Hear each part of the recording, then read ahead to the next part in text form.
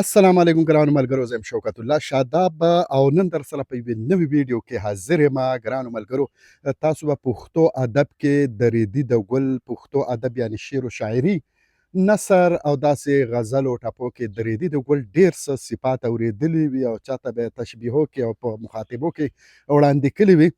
نو هغه ګل پېژانګلو در سره نن کومه. راځئ ملګرو، ما څه شوتل کرلي او په دې کې ماشاءالله نن ما وکتل ډېر ښایسته د ریدي ګلونه، مختلف ګلونه پکې و، غانټول ګلونه مو، خو اکثر ځینو ګلونو موسم ختم شو. نو دا د ریدي ګل دی. کیمرامین صاحب سم یې ورته هغه کړه او په دې ځای کې چې څومره د ریدي ګلونه دي مینوالو ته یې وښیوه. دا د ریدي ګل دی، دا تک سور وي او د دې ډېرې طبیعي فایدې وي. حکیمانو ته ډېرې فایدې، خو دا اکثر هم د سکین د پوټکي چې دغه جوړیږي توکي چې هغه د سکین د ښکلا، د چمړې د ښکلا په کار راځي، بیوټي لپاره په کار راځي. دا ویډیو م دله راوړله چې یاره تاسو د ریدي ګل وپېژنئ او دا د باجوړ د علاقې ته چې د ګلونو خاریه، د ګلونو باغ ویلی دی، دا یو تاسې نه دی ویلی.